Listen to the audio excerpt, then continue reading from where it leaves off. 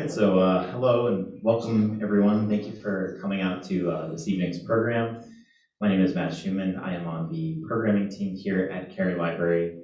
Part of tonight's program is a pilot with our hybrid system that we're trying out. So there's a camera back there that's recording and people are watching live on Zoom as well.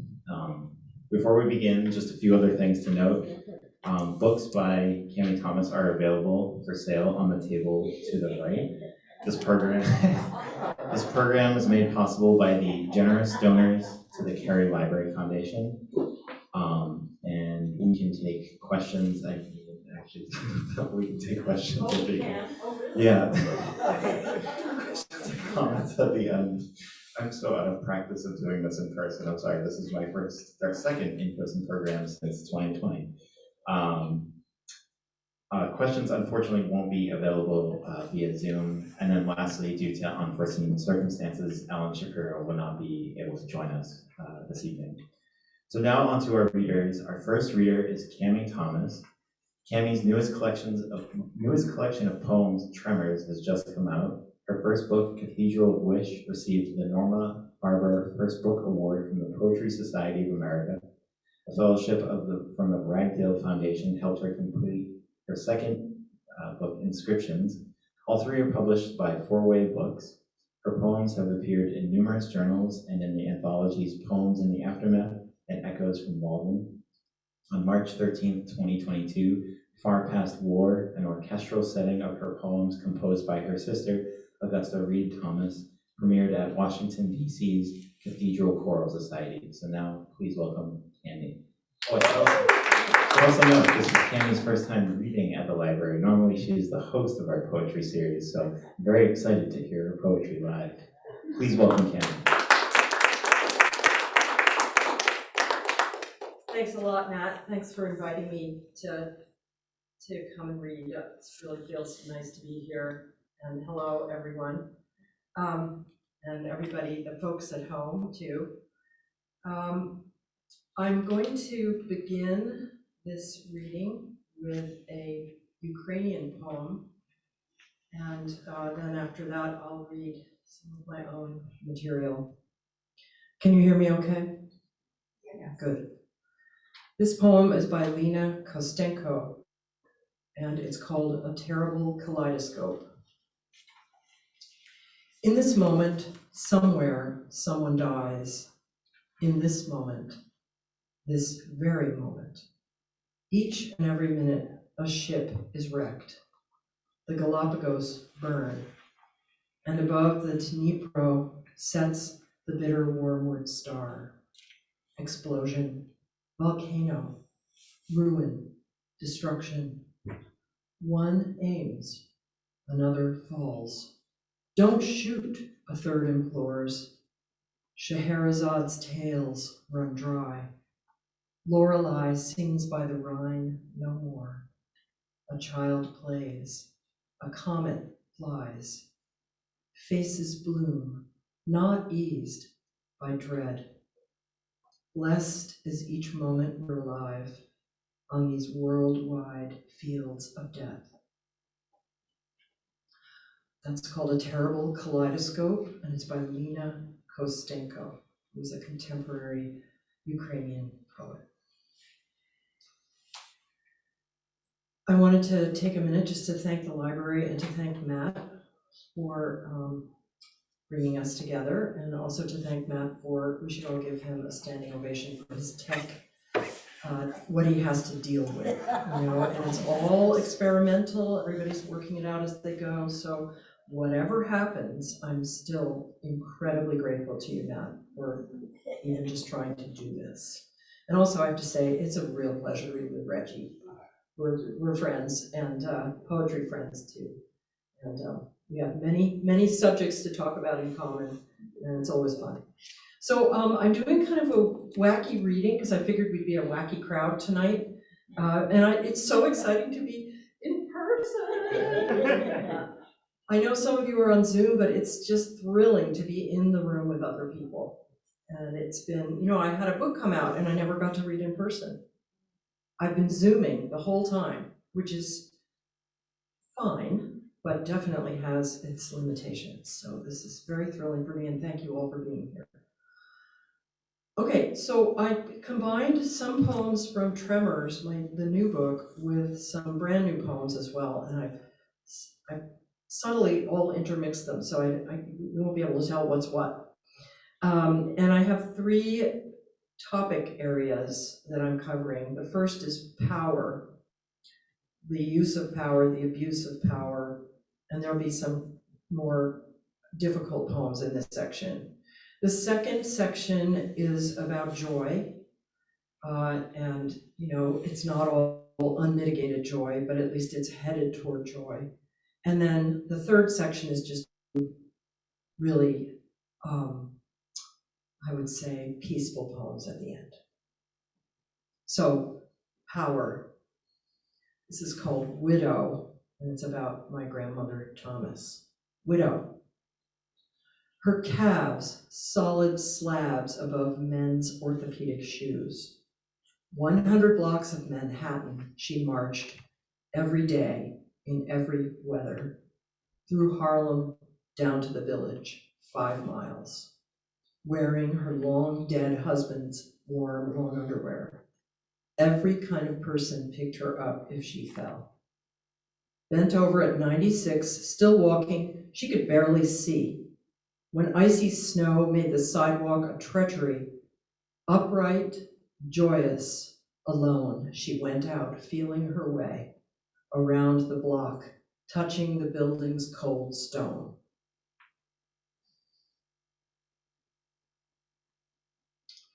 Okay, this is from childhood. First death. He was a tiny creature, and it was my fault. No one watched over him but me. When I saw him lying thin and stiff, I wondered, and then feared, and then understood. No food in the cage. I cried and cried, a creature trapped. When I changed his cage, cedar shavings, torn paper, I forgot to put food. I was 8 and knew better. He must have searched and searched for seeds. An accident, my mother said. Her compassion made it worse. When I played with him, those days he was dying, I failed to see he was different, starving.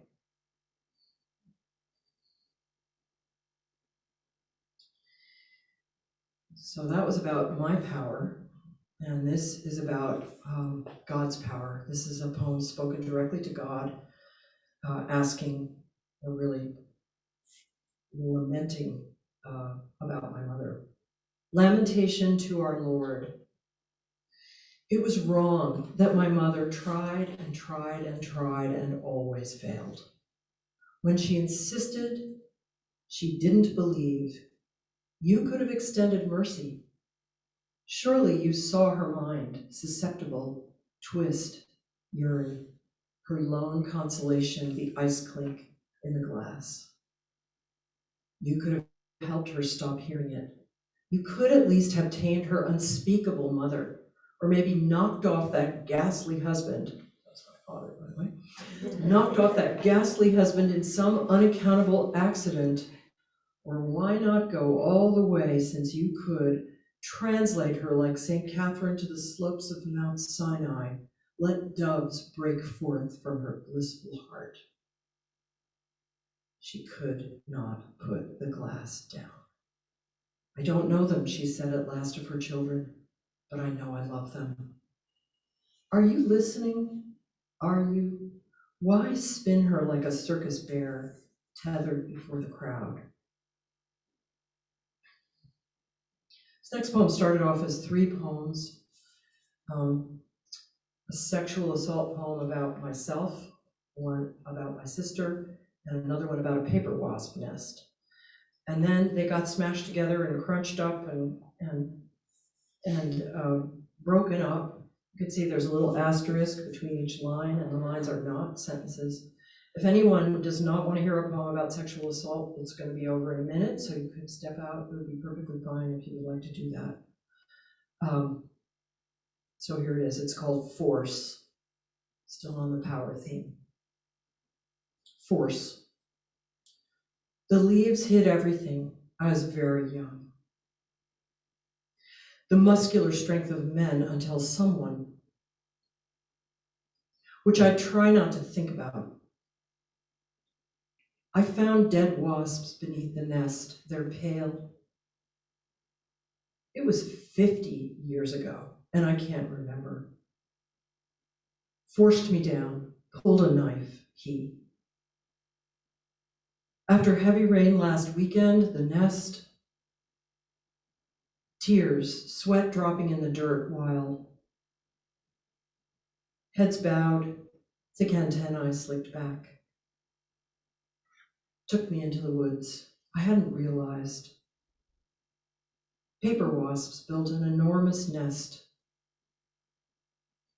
Hands like hot wrenches. Should I have?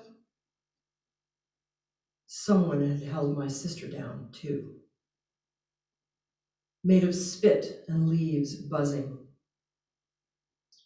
Must have done it before. He knew.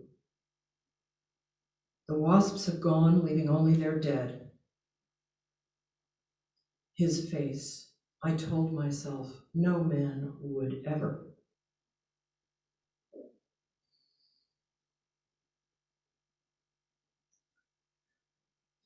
Knock. A knock at the door. I rise from sleep, but no one is there. Is it heart failure coming? A girl with no air? Some ominous dream I must have been having. I was lost in a car, my legs and my chest trapped by the wheel, and then I heard knocking and howling outside. No one is there. The coyotes yip in the backwoods. The sound lifts my hair. I'm hungry, so hungry, and no one is there. There are sort of pandemic poems filtered in around here, and these are two that end up this section on power.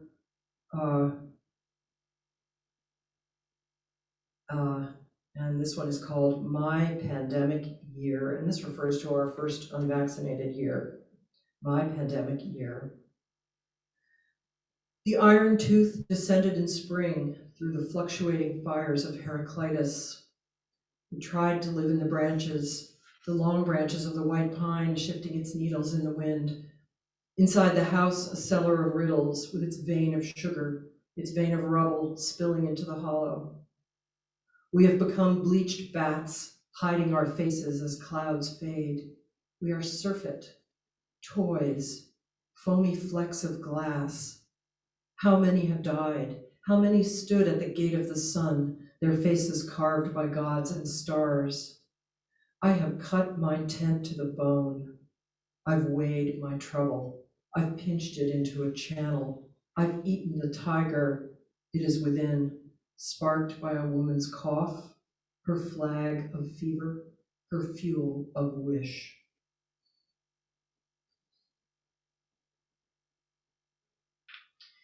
In the 4th month of the pandemic, up comes the huge tufted head, cocked to the side. She seems to stare at me from the top of the pine tree. Round yellow eyes with thick brows, broad honey-colored chest. Eases out a wing, ducks her head under, rhythmically cleaning. I want to stay until dusk, watch her lethal, silent descent on prey in the field next door. Everything must still look okay through her eyes. Small me far below, pulling up my mask in the carless street. And now, well, how's the sound? Can you hear me okay? Are we good, Matt, over there? Okay, terrific. So now a group of poems on joy, and again, sometimes the joy works out and sometimes it don't, but it's always there as a sort of idea in a lot of these poems, I hope. The first poem is called Rapt, R-A-P-T, as in enraptured, and it's in the form of a villanelle. Well, it's not quite in the form of a villanelle. I better not say that because Reggie will catch me up. It's not an iambic pentameter, but it does have the rhyme scheme and the repeating lines of a villanelle. It's a poem form that is about repetition and intensification. So I hope that will happen for you. And again, it is called Wrapped. It has to do with a friend of mine's brother who passed recently. Wrapped. I loved his fever blue eyes like a sign, kissed in the garden out of sight. His wrapped heart will never find mine. Once when his hair was red and fine, he swam to me in a fire too bright, shining his fever blue eyes like a sign. I haunted, I craved him, I crossed the line, but he slept all day and roamed all night. His wrapped heart will never find mine. His being got crushed by Saigon and time. The worm, the chrysalis, ran out of fight, but never his fever blue eyes like a sign. He lived in quiet, in frost and rime, backing away and always in flight.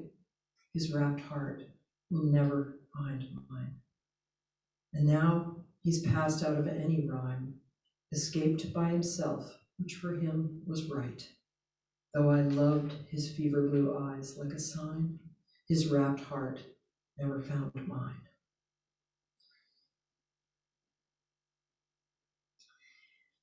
This is my farewell to teaching poem, and I guess it's joy because the teaching was joyous, and joy because I don't have to grade papers anymore. Very good. 40 years on. I love how you disobey me. I should say it's high school students at this point. I love how you disobey me. Loose, muscular bodies draped around the room. Whatever I want you to do, your heads drop down during Homer, Tennyson. A boy might bury himself, pale, brilliant behind dirty red hair, might say nothing despite every trick I know. Or you, girl, bringing up Wittgenstein, knowing no one knows who the fuck that is. You're baiting me. Will I put you in your place? You all rush, whispering like a river, tremble like marble, turning to leaves. Your golden hair, your brown hair, top knotted, or brushing the backs of your chairs. Your crowded loneliness. You ask, can't a soul ever change? Eternal deities all forthcoming, you climb twined trellises into sunburnt mirth. I used to think I was there with you. Was I there with you? In the middle of Macbeth, I look at the arm I hold out to you, its surprising papery skin, its ropey veins. I'm your grandmother now. Your liquid animal eyes look at me as down a long tunnel across a galaxy.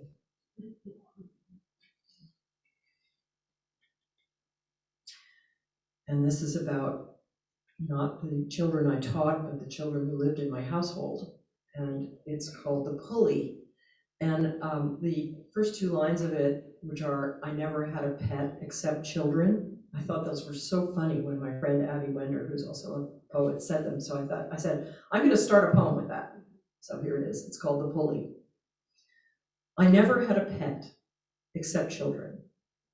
Fed and watered them, cheered for them when they surprised me, went into open water to pull them to safety. They changed from little lizards into squirrels, into horses blowing softly in my hand when I offered them food. We talked in the car, faces forward, about everything.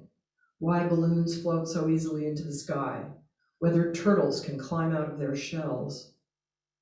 The children aged, became experts, designing houses out of branch coral and clocks in the form of chariots.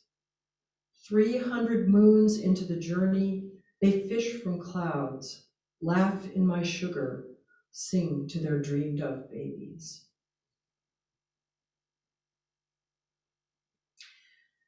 Okay, so this is about a disastrous Zoom meeting, but it is a moment of joy because I was working with a couple of colleagues from Concord Academy where I taught.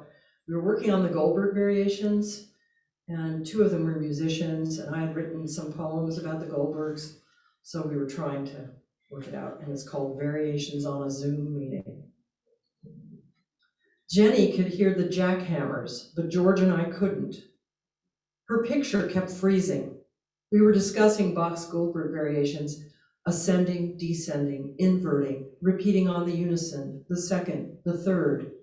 Men were fixing pipes on her street, and roofers were shouting out back.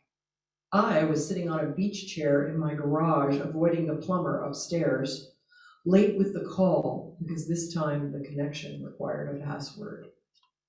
In Rhode Island, George played ecstatic measures on his piano. Balanced on her basement stairs in Somerville, Jenny showed us patterns on her viola through the spastic tinkle of Zoom.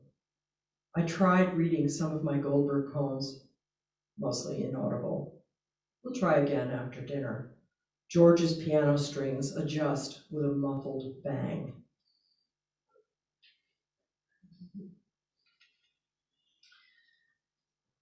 And here's my daughter coming home after having been away for a long time. She was in Barbados and tried to get home for a while when it wasn't possible. And then when the window opened up for her to come home, she did with her husband, but I left her husband out of the poem, so I owe him a poem. I told her.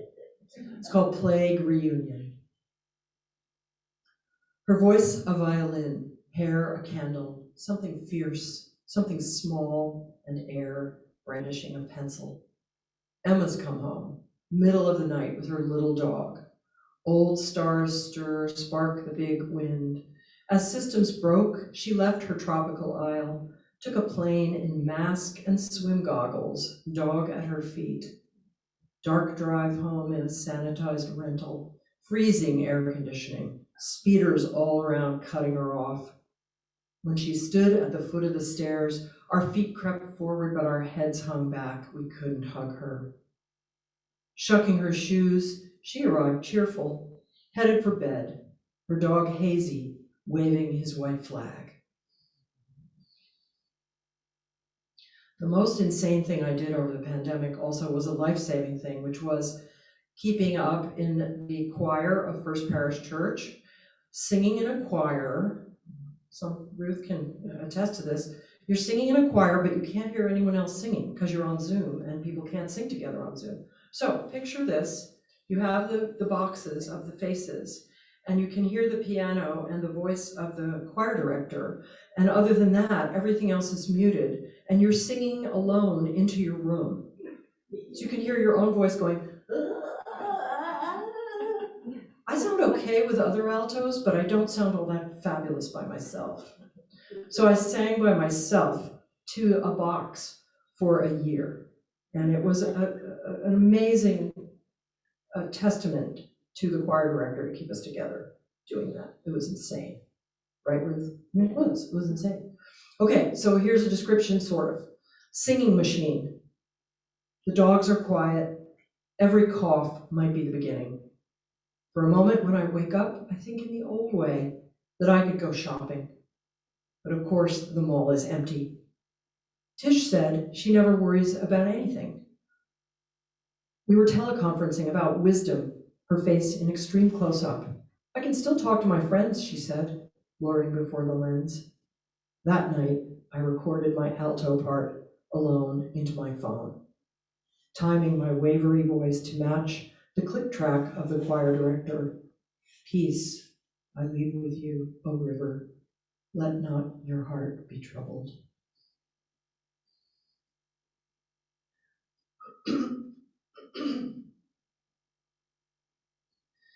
Okay, this is somewhat by way of being a love poem, and it's called Let Me Not Say. I will not tell you how relieved I am when it's not my night to cook, or how much I need to be alone, or say how badly I felt turning on the car radio and listening to politics, though I knew you would hate it, or tell you how I sink into cop shows as into a delicious soup, or how it annoys me sometimes that you're so kind, so organized, how you never forget to mail the letter or wake me before you go to the store, or how, facing your excellence so modest, I question my wish for easy fame. Again, I forgot to call my brother. Or how I need so many hot baths to stay calm in these terrible days. Not say that most of our stuff is mine, mine, mine. Old stuff. My grandmother's Chinese screen, my father's tiny platinum whale, his set of Kipling. Not tell you how much I wish you had piles of things too. Not because they're necessary, but just because you want them.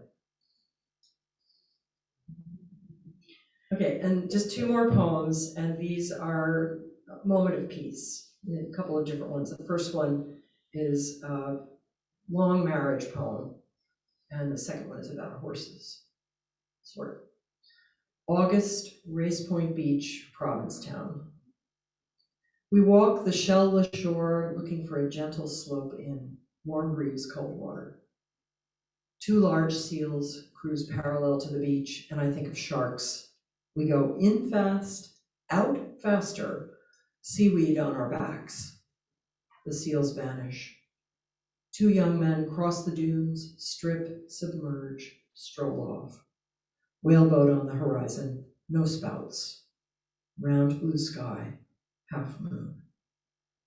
We walk companionably, noticing each other's bodies. Today my hip isn't aching, the bugs aren't biting him. Down the beach, two currents meet, uneasily on a sandbar, rippling in an extended line. 33 years with almost no fighting. He hands me a skipping stone. And this one's called The Horses. Fruitless it will all be until the horses find us, and they'll summon valleys. Their delicate noses will bring smells of salt and far off, and from their soft, dusty coats, warmth will re-enter the world. Our tongues will be loosened. Words will rain from us.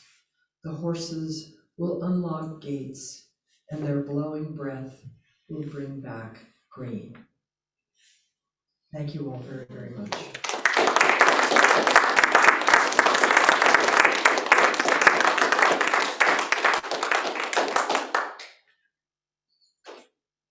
Thank you so much, Cammy.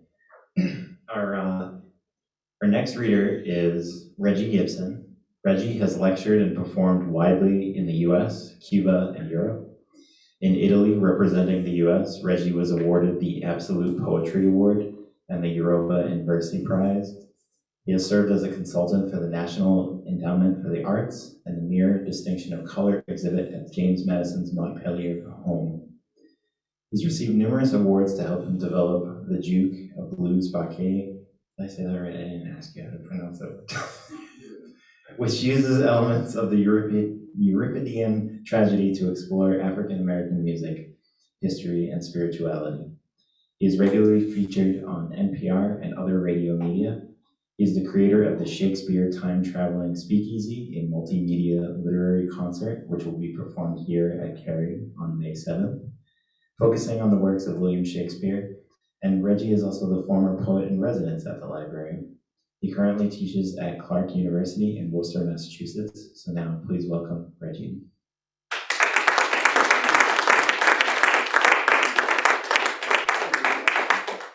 Thank you, Matt, and thank you everyone for being here, and Cammy for the invitation. And it is indeed wonderful to be able to actually see three-dimensional beings in a three-dimensional space. I would like, if you would indulge us, Cammy and I, to read a couple of sections from Alan Shapiro's work, who was not here. We like to read his work in absentia, but it's a longer piece, but we like to maybe read two sections from it for you so you can get a sense of his work and realize how impoverished you are with just us two here.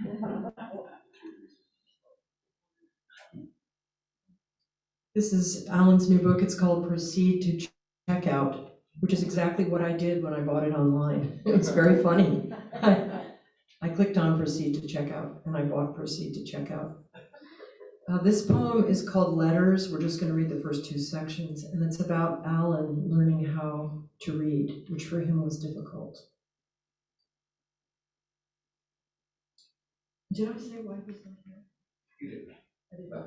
Let me just say, Alan could not come today because he had to put his very beloved dog to sleep. And he just could not do this too. So this is Letters by Alan Shapiro. 1. I never saw the rabbi's face, only the dusty, rumpled black suit in the ground floor open window, the skull-capped head bent over a massive tome of pages so thin you could see through them when a crooked finger turned one over, the print on both sides for a second visible, like a cloud of gnats in sunlight. Always in the other hand a black pointer I didn't know was called a yod, whose gold tip, shaped like a pointing finger, glided trembling right to left across the words he mumbled along to, chanting Ha Shem this and Ha Shem that. Morning and evening I saw him there, bent over reading, reading, reading, chained by his own hand to the yod that pulled the hand across and down, page after page, until to my unimportant, unnoticeable comings and goings, who knows where or for what, too small to matter, never expected to matter, I must have thought he prayed to Hashem to release him from that ball and chain of reading, from every half-sighed Hashem that told me he was sorry, he was truly sorry for whatever bad thing he had done. Letters, Part 2. The one day I was made to stand before the letters that spelled my name on the kindergarten wall, next to the names of kids standing in front of theirs. The letters were the sound of who I was when nobody was saying them. They would say them even if no one listened, even when I was gone. It was like looking at a mirror that reflected myself back at me from some entirely unknown dimension. It was stranger than the mirror my parents' bed backed up against, than seeing not just my body, but what was behind and to either side of it, reversed and multiplied. The television on a low shelf to my right, now to my left inside the mirror, where another smaller vision of me stood inside another version of the room, looking out from what was looking in. My name, what made me me, became a jigsaw puzzle made of sound, pieces you had to fit sight pieces to, but no sooner had you fitted this piece to that than they themselves would break apart into smaller pieces and still smaller, still, till there was no way to know if they were adding up to or subtracting from the big picture. I was there to make it out of a letter of my name. When I think about that piece, I think about these moments that make us, right? When we realize what our calling is, whether it is a calling actually from letters or into something else or whatever that might be. And sometimes it's a painful thing to go through. So, how to become an ex-Jehovah's Witness without losing your mind. Overcome your Pavlovian desire to knock on doors. Sever the Methodist drone from your tongue, curse its funkless inflection, imbibe an Africanized gospel, learn to fear any church that fears drums. Hallow the mouth to a devil sputter, beat God like he stole someone from you, pummel him until all that remains is unthunderous pulp and question. Lean that question's heft on your mother's prayers until you hear it snap like a dry clavicle. War into her face. Dare her to pray for you again. Forgive her though she does. Forgive her though she lies. Forgive her. Your name will be Iscariot, apostate, worldly backslider, kingdom unworthy. Your mark will be that of Cain and of beast. Only take lovers who can burn the Christ you were given. Then only take lovers who love only ash. Learn to purgatory. Learn to holy like a fist. Learn to move through the church of this world like a pissed off priest in combat boots. Close one eye. Bless the backs now turn to you. Then look at your hands and wait for the burning, wait for the holes to appear, holes just large enough for your fingers to doubt through. I have a bit of an allergy coming on. I get terrible allergies around this time of year, but I think I ate something that has probably had fish in it, so my throat was closing up. So if I get a little bit choked up or whatever, even though it's not emotion necessarily, but no, there is that. The first time I experienced Jimi Hendrix, it was the summer of 1976. I was 9 years old, and America was drunk kissing itself in a long, year-long celebration of its 200th birthday. My family and I lived on Chicago's west side, many of the sections of which were still economically devastated from the riots of 1968. I sat down in front of the tube with a bowl of something with too much sugar and too little nutrition, and began thumbing through TV Guide magazine. As I looked through the program's schedules, I saw that highlights of the 1969 concert Woodstock would be playing on the local PBS station. I'd heard of Woodstock, but it was something I didn't know much about, so I decided to check it out. I turned on the TV, and the first act I see is The Who playing My Generation. I remember thinking, man, these Brits can play. But even then, at not yet 10, I could tell them white boys is high as hell. Next came this cat, Richie Havens, who I'd also never heard of, but would open for and perform with years later at Club Passim in Cambridge. The brother was a big brown bear, gravely voicing a tune he called Freedom to the melody of Motherless Child. It was fierce and piercingly raucous, his ham-like hands strumming, pummeling an acoustic guitar so hard I was surprised the strings didn't snap. Then came a clip of Hendrix. He was a thin fretboard of a man, wearing a red sweat-soaked headband wrapped so tightly around his afro head it looked like one of the mushrooms I know he had to be tripping on. He was rocking this sky blue Native American style jacket with tassels hanging from the back and sleeves like Spanish moss. He looked down at his guitar, hit the strings, and unleashed an opening salvo of devil dream distortion, feedback, and electric squeals. Yo, that was no guitar. That was no Fender Strat. No, that was in Hendrix's hands. A strangled white witch putting a 6-string spell on a crowd of acid-taking, weed-whacked hippies. And Hendrix was a voodoo priest demanding that all of hell's demons come up and dance in the rain. Then he launched into the first notes of A Star-Spangled Banner, and I was like a 1970s version of WTF. I had never heard anything like this. Being the son of a cop father, something about that was what Hendrix was doing felt disrespectful. Being the son of a Jehovah's Witness mama, something about it felt sacrilegious. But being me and the age I was, there was something about the fact that my parents would hate it that made me lean in and open to it. I mean, to take the American anthem and twist it in and out of recognizability seemed almost like treason. I couldn't help but watch and listen. So how can I say this? I fell in love. Later, I began digging what Hendrix was really saying when he was playing the national anthem. He was saying that there is both a beauty and a beastliness in this country, and that fighting for freedom and justice for all often means being angry and loving.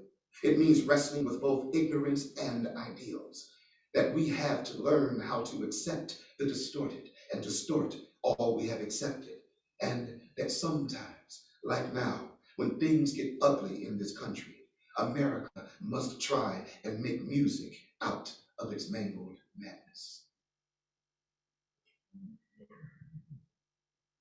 I think many of these poems are about beginnings and, again, what makes us us. And I have, a while ago, I was also a poet in resident at the Museum of Fine Arts. And I had a gallery all to myself. It was called, it was Treasures from the Vault. And it was all pastels. And so one of the perks of being a part of this was that you get to see these paintings that hadn't been seen in 30 years. And they leave you alone with the paintings, right? So you just get to be there. They leave you there so you can experience what they're about, so you can construct what you're going to teach. And it was wonderful being in there. And I wrote many pieces, but this is a piece that I was using. Now you can see it here. It's not a pastel, but it's by Henri Toulouse-Lautrec. And it was one of the pieces I used to teach about how to maybe write the pastels to try to catch something which is ephemeral. And one of the things that I asked the participants was to first find a painting that reminded them of something from their lives or a story from their history. If you have to find two paintings that relate to each other to bring in that one story, then that's fine. And then to think about writing from either inside the painting or from the point of view of the individual who painted it. So I had them writing a piece that was a very personal thing, and then writing a persona piece, which was from the perspective of the artist. So here is the two things that came out of that. So again, this is Dancing at the Moulin Rouge, which was painted by Henri Toulouse-Lautrec, and this is approximately 1890 when this was out. So she reminds me of my grandmother, of how she and the other dark threadbare cotton-picking girls couldn't wait until moonlit Saturday nights to sneak into those sweltering, floor-splintered Mississippi juke joints to bump and grind away the week's hot dust in a torrent of sloppy kisses, bad whiskey, and good blues. None of them caring about how that one good dress they had would need to be washed and ready for the Lord come Sunday morning.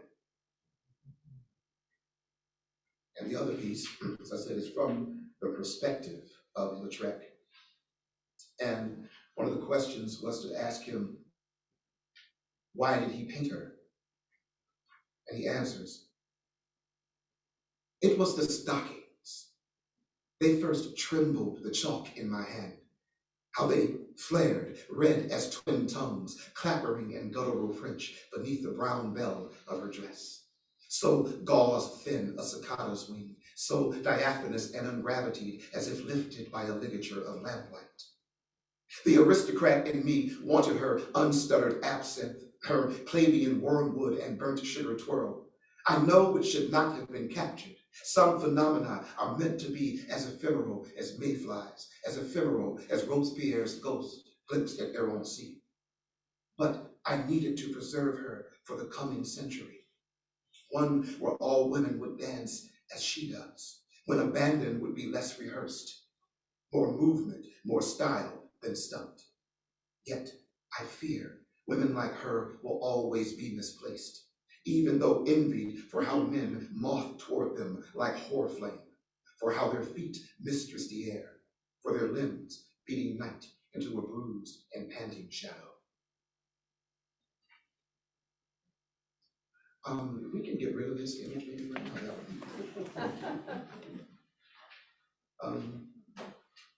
See how much more time I have. I don't know, maybe we can. I've been experimenting, thank you. Been experimenting with creating different forms of poetry. And one I came up with is I call it a chromo poem. What it is I think about the situations, right, in which I may have been creative, or a situation that produced something, and I whittle it down to 23 words. And I think of two situations that do that rather. And then I take the 23 words from one situation, 23 words from the second situation, and put them together into a 46-word poem. So we think about like how the human body is, and we think about this poem. It's called a chromo poem. And so in order to do that, I had to go back to an ancient form of, an ancient poetic idea, which is called a kenning, which the ancient Scandinavian poets used, which is they would put two or three words together to produce a sort of idea in a poem that we may not be able to produce together by itself. For instance, if they want to talk about a fast ship, they would call it a sea steed. If they want to talk about the ocean, they would call it the Haran Harad, or the whale road, right? Which was the road that the whales took. And so we take two or three words and put them together to give us a different poetic idea. So these are, I guess, about me, and then I'll move on from there. So this is one bringing together my mom, my father, he, my mother, she, and then me. 23, 23, and 46. Seed-bearing boy, deltas of farm dirt tilling beneath his Mississippi tongue that for 8 years tried to speak her hard woman soil into wet bottomland. Why do we ignore that? She, miracle of lotion legs, unkinked cat-eye glasses, hair, and cotton-picking fingers. She at last listened as if his voice was the sizzle croon of frying catfish. Me, there where Mississippi tongues farm dirt red, a cotton-picking woman bore a boy. He spilled out quick wet as a miracle of catfish. Though he left that seed soil, never learned to back break it till it tilled. When he hears the delta call, he becomes bottomland, uncreaked by his comb, his croon. This is my mother. Her father was not in her life, though he wanted to be. My grandfather would not allow my grandmother to marry. And she always grew up with this need for a father. But then she found her God, Jehovah, which became the surrogate father for her. And pardon me.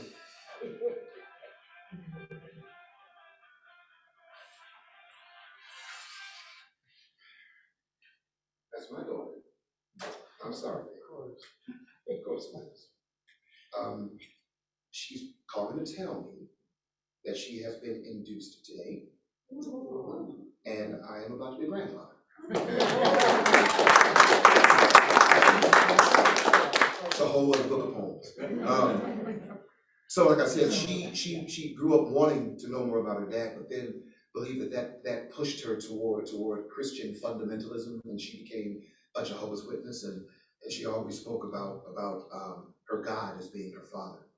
And so this is called Mother Need, and then God Demand, and then Son Decision.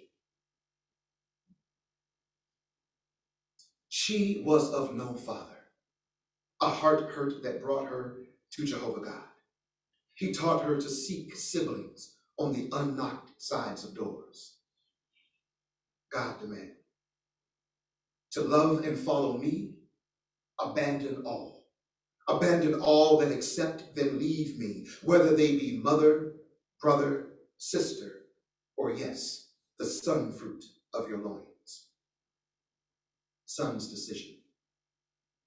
He is loin fruit that left her Jehovah. He tells her how the world is a yes-knocking God, telling him if he seeks the other hurt-hearted, he would never be abandoned, never be without father, never sans sibling. He hoped, but knew she would not understand. He had to open the door.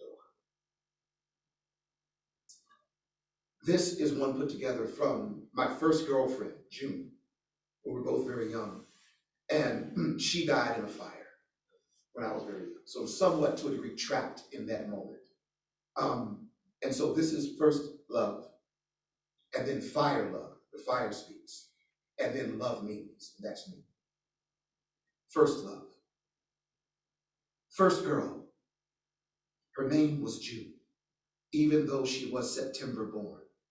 She was a Chicago smolder kiss, brown as wet sand and as fragile as faith. Fire love.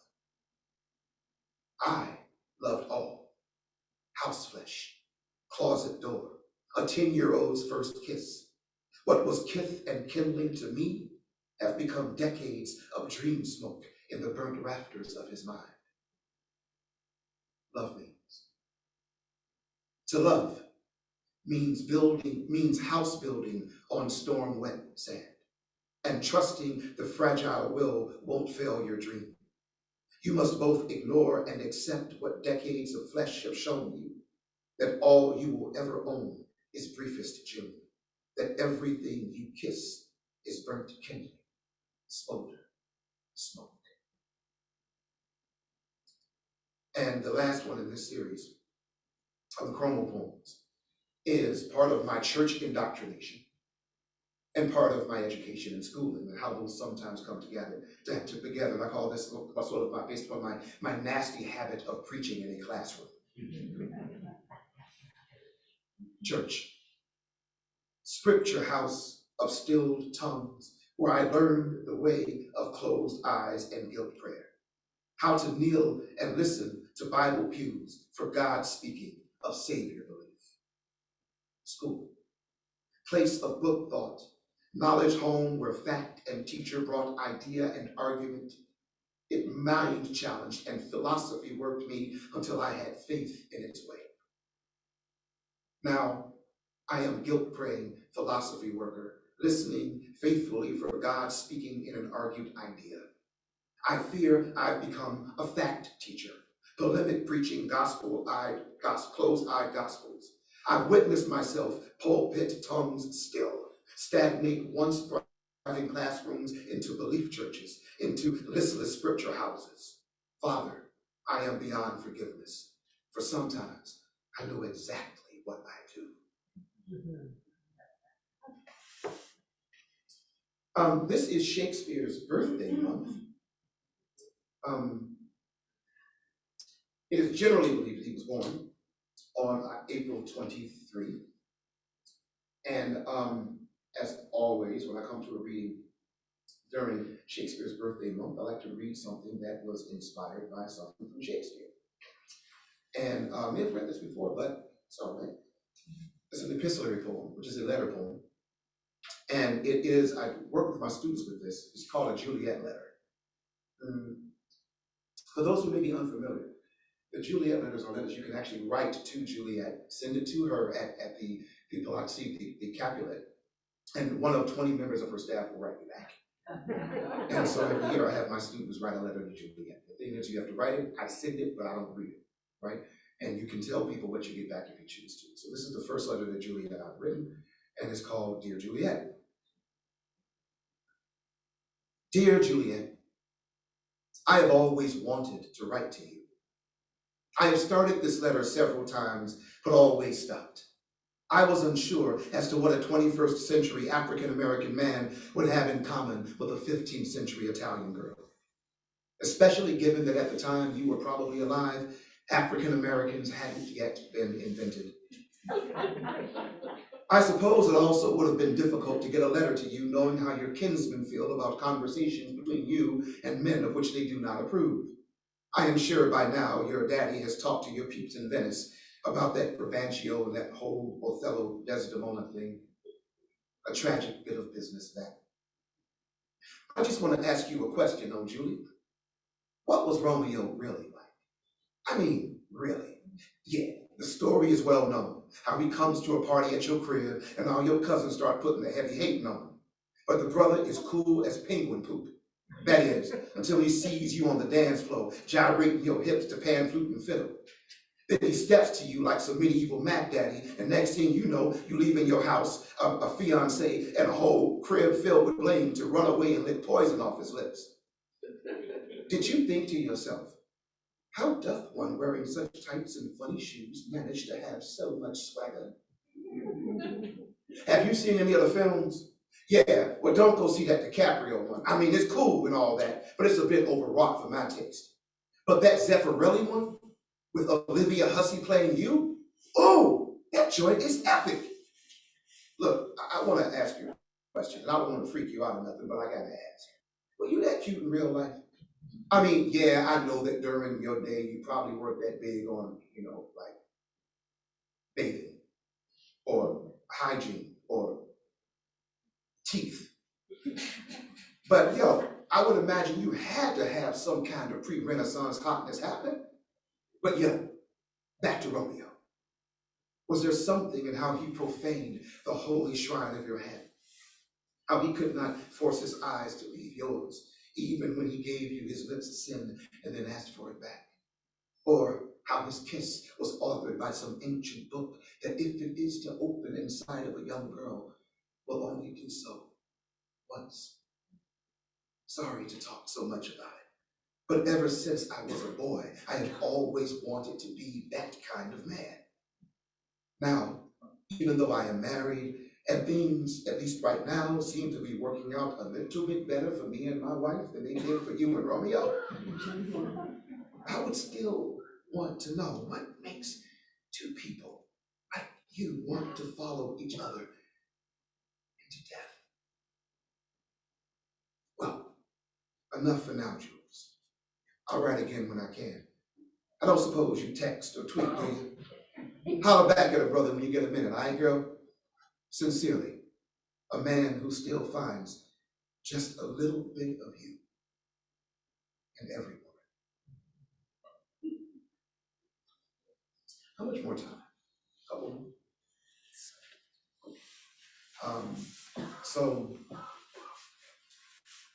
I would like to maybe finish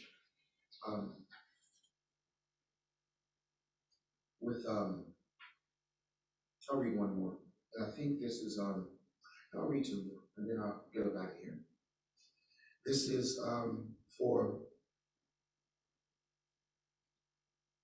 the people in Ukraine. Some years ago, many years ago, I was in a beat up orange Opel driving through Germany, coming out of the city of Hanover, and I was feeling pretty depressed. I was with a friend, and we came to a town called Lindwedel. Lindwedel is approximately 30 kilometers outside of Bergen-Belsen. And he told me the story about what the people in the place had told him about this field that children now come to, that was a place that was full of bodies and covered in blood, and how the citizens had turned the soil over, and now the kids come there, and it becomes a place where it's once a place of woe and death, it's now a place of life, which is coming back. And I thought about that. I come out of what we call blues culture, and about how blues itself is a culture of lament, and how we all have cultures of lament, whether it's the Scottish or the Morna of the Portuguese. And so this, I guess, is out of that. And I think this is also to that hope, I think, that you spoke to in that first poem you read from Ukraine. And then I'll finish up with one verse. This entity that we human beings like to call a god, for lack of a better way of putting it, this metaphor that we believe contains all for us. If it is going to appear to us at any given time, it's going to most likely approach us in a metaphor, in a way we understand. For me at this time, if God was anything, I saw God as a blues man. God is a blues man, sitting cross-legged with an axe angled out the lap, loving and reviling us all like flatted thirds pressed against the frets of pain. God is a blues man, what's got life and death strung like strings around his lover's neck. Dig him, prowling around the alleys of your mind, trying to find infants crying from fear of the night. Now God, who feels it's his human-given right to ambush anybody's head who's copping a dream about him, ambushed mine one time, taking the shape of a ghost note while cooing fugues of rain from the mouth. A mouth which transformed itself into this dimly lit window placed eastwards in a backwater shack of sky. A window I crept to, peeped through, saw myself as Vishnu sleeping on a bed of lotus, dreaming of creations and crossroads etched in my hand. And at this cross in the roads before consciousness shattered, this vision to awakenings demand. At this cross in the roads came the man I would be. My humanity began to expand. Now I understand that I is the blues man. The blues man is I. I is the scream of all things terrible. I is the whine of all things trembling. I is the seraph whose wings beat hatred, and the bishop who cries redemption. I is the whisper in the cushions to broken body, in the tumult of tumultuous existence. I is the blues man. The blues man is I. I is the blushing flesh of a trembling virgin. I is the woman who knows the dawn. I is the swollen eye of the battered wife, wondering where her husband's gone. I is the song of fatherless generations who were sired by the loins of war. I is the coming of the Bedouin soldier, bringing the smashing of heads and culture. I is a white sail blown upon the winds of profit, floating on ships made of black severed hands. I is the blues man. The blues man is I. I is the ornament we forge every time we shackle a human freedom. I is the eagle's feather trampled beneath the hooves of some final solution. I is the shamed thighs of all violated women demanding the violator's death as my retribution. Blues man, a black boot-stepping, goose-stepping, stomping down the doors of scapegoats. Blues man, the screaming stream of ash that blackened the skies above Bergen-Belsen, Dachau, and Auschwitz. Blues man, I is the knife, I is the wound, I is the blood that will question soon, the exorcism and the baptism, the missing eye of collective myopia, the elegy of praise we bury within the fecundity of human anathema. I is the fingers of dead lovers who still reach reach for one another across the minefields of war-torn lands. I is the blues man. The blues man is I. Bring me the tears of a 5-year-old son, wondering if he'll ever fill his daddy's shoes at all. And I'll give you the soft-eyed grin of a father who knows that one day those shoes will be far too small. Sing me the choir of home song, sang by those in exile while their feet trod the sod of the stranger, and I'll show them the star that will guide them towards their own miraculous births in the manger. I is the knocking, I is the door, I is that voice both harsh and warm, I is that last bit of will your pain cannot kill, that fine thread of life in life's tapestry of storms. Listen to the jangling discord of my sonata, hear within its pale blue murmuring this thin cry of hope. Listen to the single flower sighing while fighting its way through the cracks of concrete, and here I split wind and cheat death with this breath of human survival. I is the blues man, I is the blues man, I is the blues man. The blues man is I.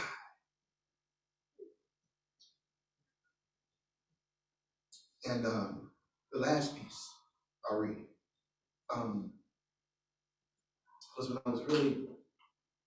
when all of us were like at home, getting to know the walls in our home way too well. And we was wondering, when is this gonna be over?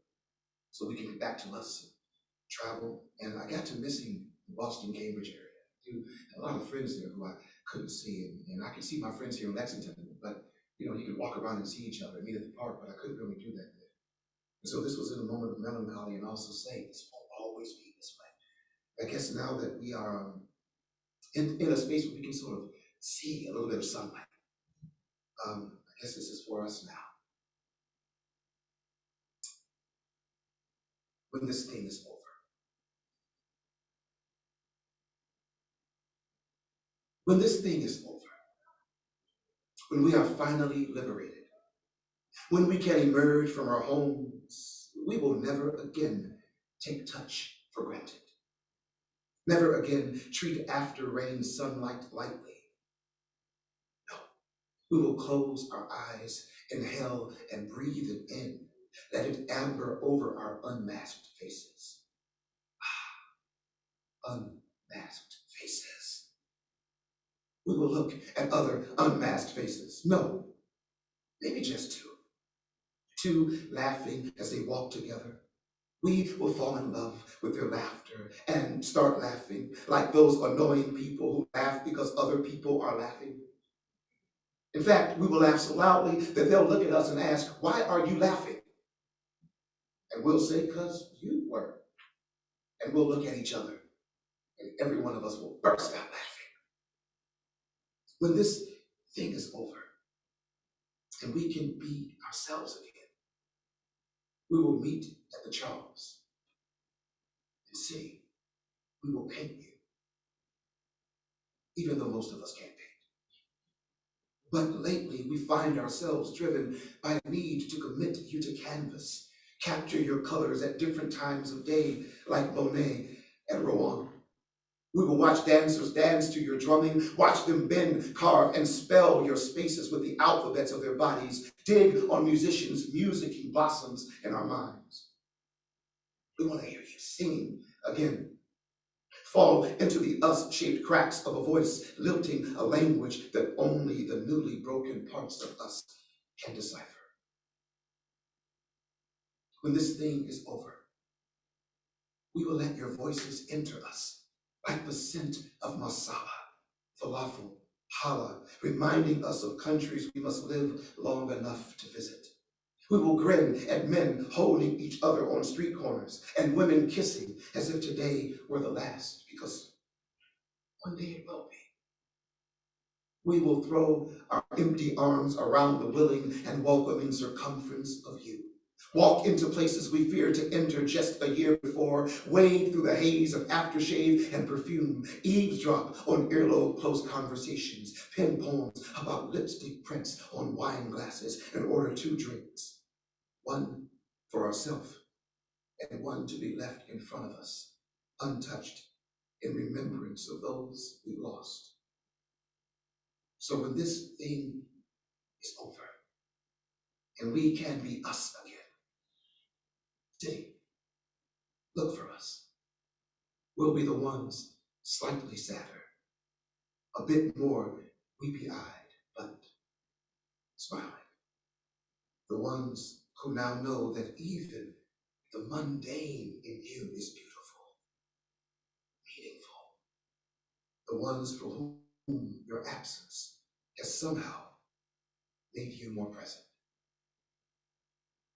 Thank you.